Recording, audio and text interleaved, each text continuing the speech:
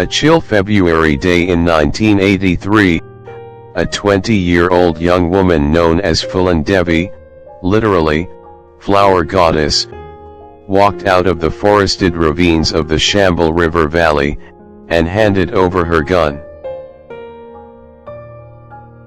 She bowed to images of Gandhi and the goddess Durga, and surrendered herself to the Chief Minister and Chief of Police of Madhya Pradesh state in central India. The cheering crowd of 8,000 people gathered that day, journalists, politicians, some 300 cops, and others from across the dry, impoverished center of the world's largest democracy, knew Phulan Devi as a hero, a bandit, a murderess, and a goddess long before they saw her in the flesh.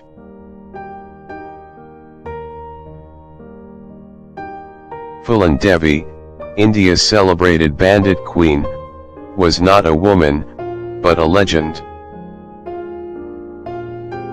Born to a low-caste household, in 1963 in a village, on the banks of the sacred Yamuna River, in the vast North Indian state of Uttar Pradesh, Phulan Devi was, by the time of her surrender, wanted on 22 counts of murder, and another 26 counts of kidnapping and looting. At 31, after a decade in prison, she became the subject of a major Bollywood film, Bandit Queen. 4 years after that, she was elected to her first term in India's parliament, the first low-caste woman to hold that distinction. In 2001, at the age of 37, while serving her second term, she was shot dead in front of her home in Delhi, for still unknown reasons. In conversation with Fazli, Iranian documentary filmmaker, noted Delhi-based journalist Purnima Tripathi says, "We put our goddesses in frames, and install them somewhere. If those goddesses were to step out of those frames, and speak out, we would stop worshipping them." Phulan Devi, after a short life of speaking out loudly, has been securely placed in her frame. She was a fighter, not a larger-than-life bandit queen, not an outstanding politician, but a woman who refused to go down, because of adversity in her life. It's not hard to understand how Phulan Devi became an icon. Her story, as a woman, and especially as a poor, low-caste woman, is sensational and singular, but also tragically paradigmatic. Phulan Devi's first rebellion comes, at the age of 10, when she confronts an uncle and cousin, who had stolen her father's land, by falsifying village land records. She publicly taunts and humiliates them. In return, she's beaten unconscious with a brick. A year later, at the insistence of the same uncle, Phulan Devi is married off to a 45-year-old widower in a distant village, in exchange for a cow and bicycle. A few days later, she comes home. A year after that, she's returned to her husband, stays a few months, then comes home again. A girl leaving her husband brought disgrace on the family. Her mother told her to jump in a well or drown herself in the river Jamuna. At the age of 12, Phulan Devi was considered ruined.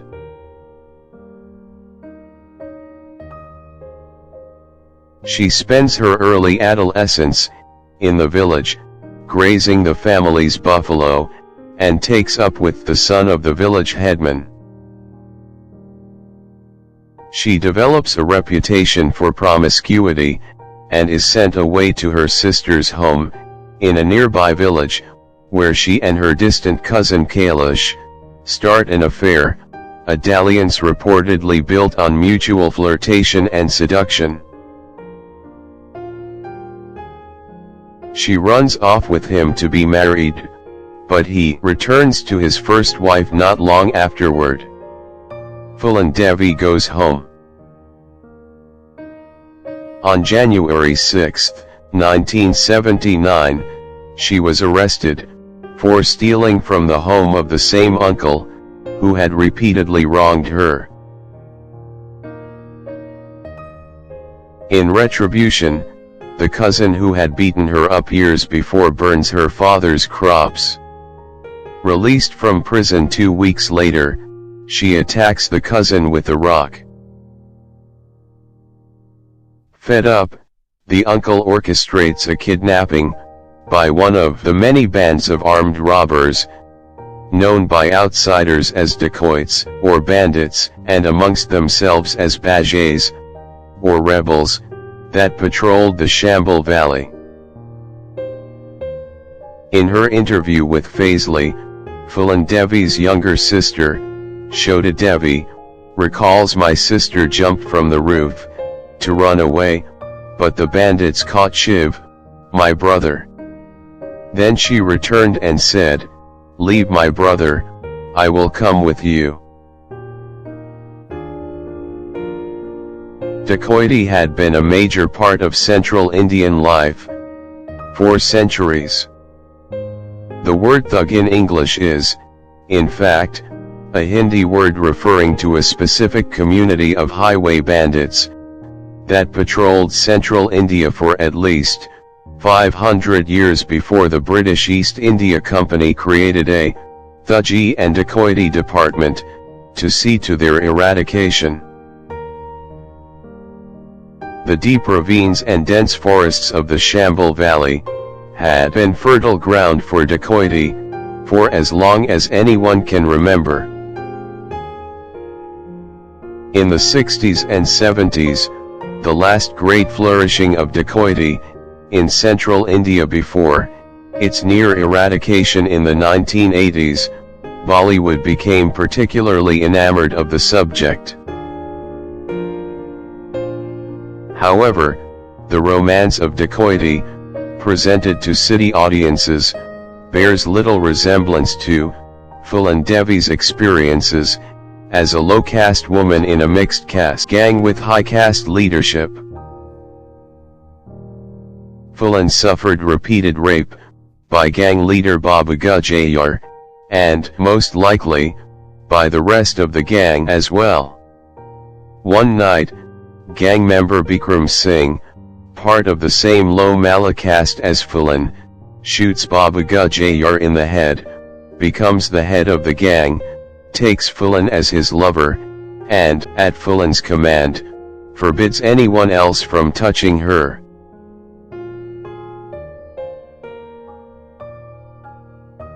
This doesn't sit well with some of his fellow gang members, particularly a pair of brothers from the high Thakur caste, called Lal Ram Singh and Shri Ram Singh.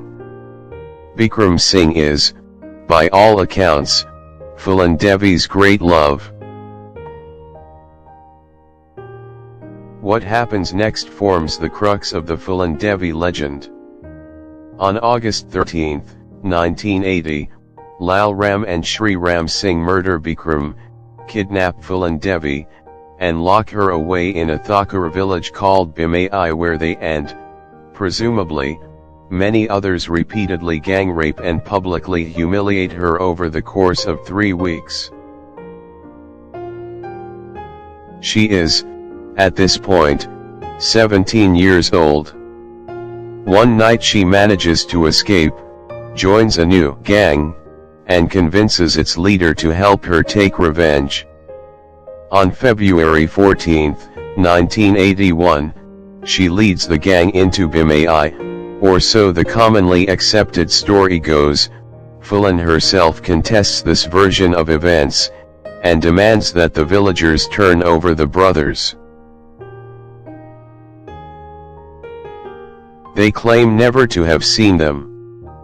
She has 30 men march to an embankment and, when they still don't cooperate, orders her men to shoot. 22 of them die. She becomes the most wanted person in India, with a $10,000 price on her head. To this day, Faisley says, villagers in Behmai are skeptical of anyone entering town with a camera, certain that he or she will be sympathetic to Phulan Devi, whom they still view, understandably, as a cold-blooded murderer.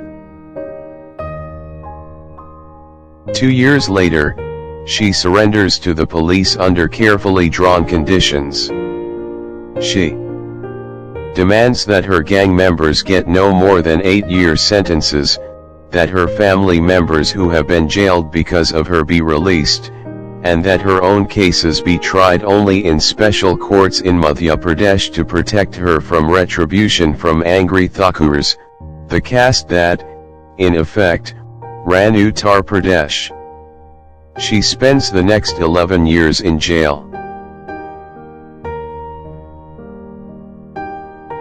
By the time she dies in a pool of her own blood, on a leafy street in New Delhi 18 years later, the legend of Phulan Devi, the avenging goddess, has already taken form.